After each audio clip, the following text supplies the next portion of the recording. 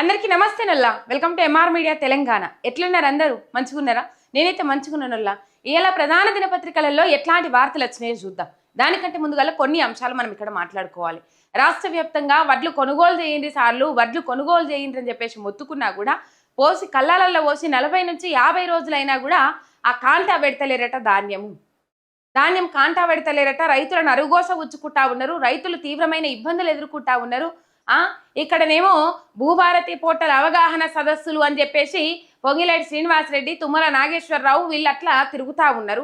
ఇక ఏమన్నంటే అంటే హెలికాప్టర్లు, అంటే హెలికాప్టర్లు వేసుకుంటా రుంగాం తిరుగుతూ ఉన్నారు మన మంత్రులు.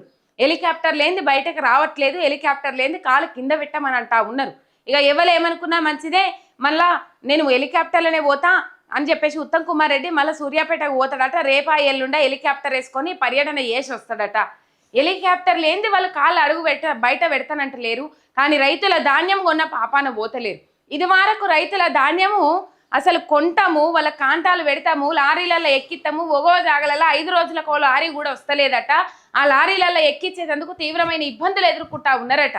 5 రోజులకు లారీ వస్తే 5 రోజులకు ఇద్దరు ఈ కాంటా పెడుతున్నారన్నట్టు ఇక్కడ క్లియర్ కట్గా అర్థమవుతుంది. మనం అర్థం చేసుకోవాలి.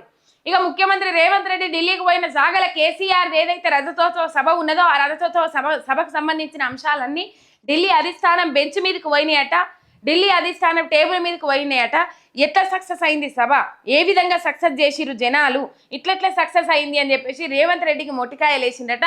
అవును సార్, మేమే ఆ సభ సక్సెస్ కారణము, మా పట్ల ఉన్న వ్యతిరేకతతోనే జనాలు కేసీఆర్ సభకు తరలిపోయిందని చెప్పి సమాధానం చెప్తారు అని ముచ్చట్లు వినబడతా ఉన్నాయి. మరి ఏం సమాధానం చెప్తారో ఏం కథనో రేవంత్ రెడ్డి సార్ రేపు చూడాలి.